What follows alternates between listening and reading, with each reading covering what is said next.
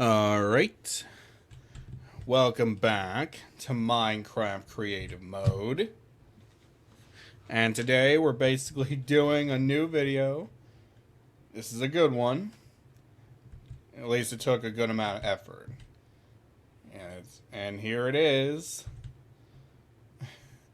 This is a giant underwater science lab.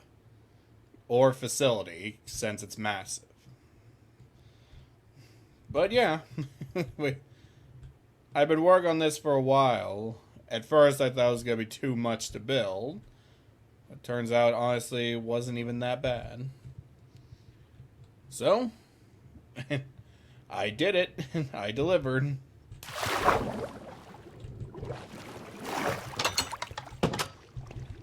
Yep, welcome to my little science lab.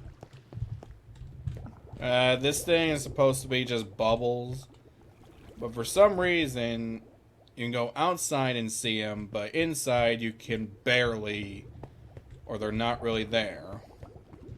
Probably something they really need to fix. But we have 3 ways to go. All of them very important. Let me go ahead and give you a full tour of this place. And also consider liking and subscribing. Right now, literally at over 8,000 subscribers. Probably 9 soon, or now. Honestly, I'm literally recording this in January, so I have no clue. There's this sector A, which is beds, food, and water. So already this is the water. Sucking up and I'm literally putting in these things. And that's basically fresh water. And on both of these sides are basically beds. We have 1 through 6 and 7 through 12. So obviously just go over here. They're all the exact same rooms, just on opposite sides. You get a chest, you get a bed, you get a light source, and you get a window to literally see out in the ocean. Obviously, this is a smaller one, and these are the 1 block bigger ones. And over here is food, which involves salmon, the cod, and the bread. Yeah, I literally mean fish.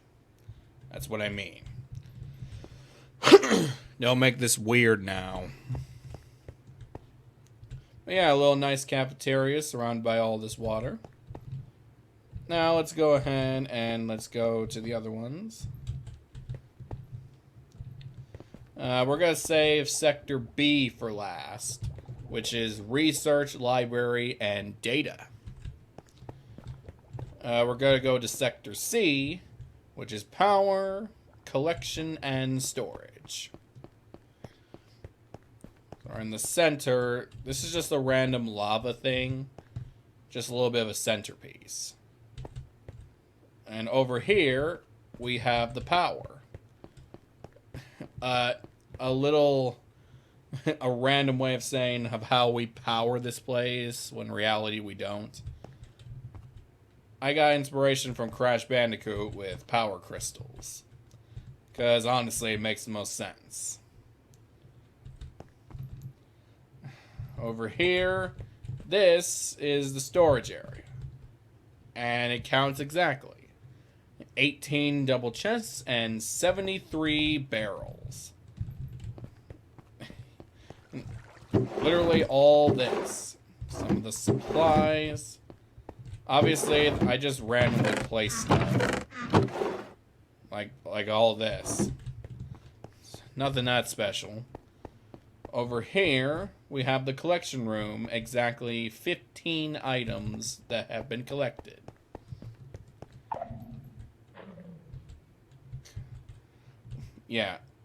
a calibrated skulk sensor with the amethyst.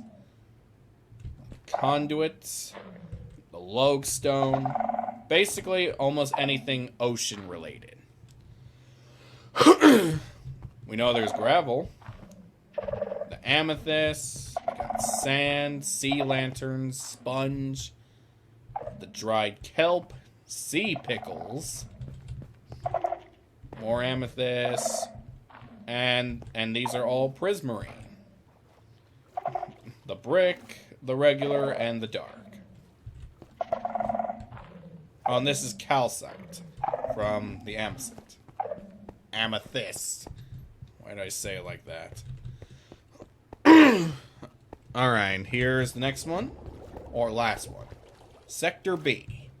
The research, library, and data. And the centerpiece, I just literally put a single piece of kelp. That's data. Let's just go to the library first. The library is literally just for show alone and enchanting table. That's basically the whole purpose. Over here is data. 12, literally 12 different subjects. Well, for this one, I basically just gathered the items of the certain things that live underwater. And I literally searched up the scientific names for them. Like a salmon is Salmo salar. Like some of these things I can't even say, but I typed it in anyway. Turtles, testidines, squid, lullago, like some of these names simply just can't even be said. But I put in for research. Now the research, which is the drown theory and the gardens theory. That's the one for last. The drown theory and the gardens theory. Well, the guardians. You know the massive sea temple? And the drowns is explained like how zombies turn into drowns.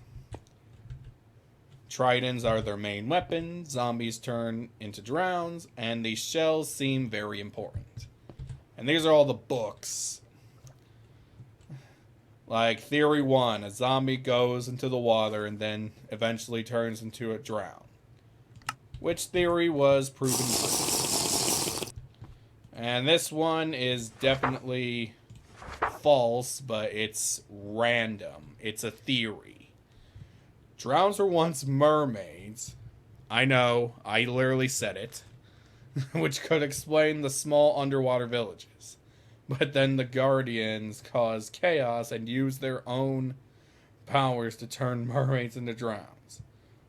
Also turning the small underwater villages into ruins. Obviously that makes no sense.